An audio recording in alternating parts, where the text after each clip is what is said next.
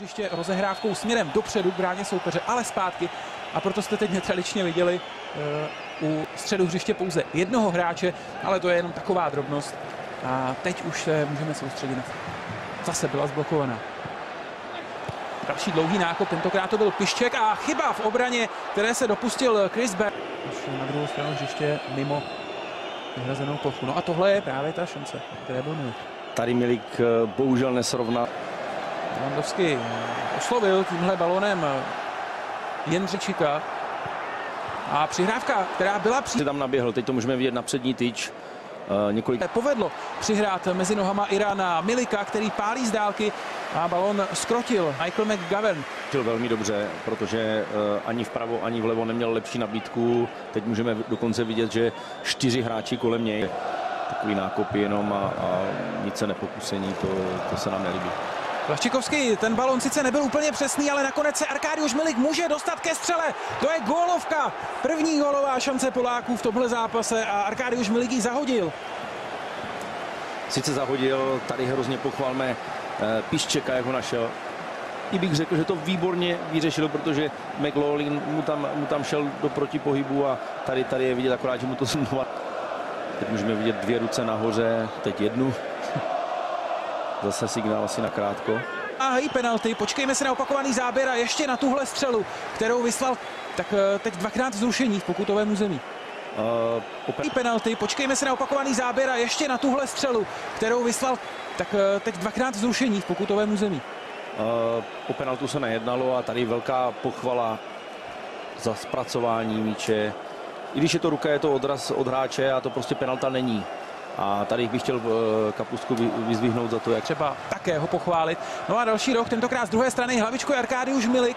No a ještě se tady k míči dostává Jindřičík, který dělá hodně velké zmatky. Můžeme vidět, jak je to opravdu těsný. Možná se teď dala pískat penalta z jednom souboju. A jeho nákop hledá Arkadiusze Milika, tentokrát byl pokrytý Mančinský a tohle je otevřený prostor pro Jakuba Blaščikovského, který zase dává na levačku Milikovi a je z toho gól. Polsko vede 1-0 a zaslouženě, to je třeba říct. Tentokrát severoirská obrana nezafungovala. Arkadiusz Milik po několikáté v zápase dostal prostor pro svůj... Před druhým poločasem, kdy je potřeba tu finální a předfinální fázi u Poláků zlepšit. A tady to můžeme vidět.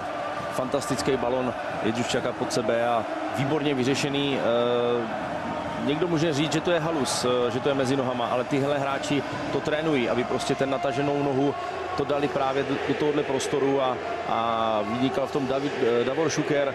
Milik už si ten gól zasloužil. Velká pochvala za první dotek. První dotek hodně rozhodl o tom, že ta střela pak byla po zemi.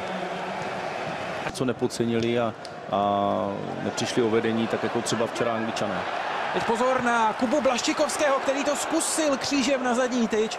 A i když se McGovern natahoval, tak nakonec to nebylo potřeba, protože tahle střela šla mimo. A další zajímavá polská akce. Myšlenka výborná na zadní tyč, takhle ty góly prostě padají. Tohle přenesení nebylo úplně z těch nejučebnicovějších. No a pozor na tady unikajícího severního Ira, kterým byl s číslem 11 Connor Washington. Ale nezve, co přišli do hry.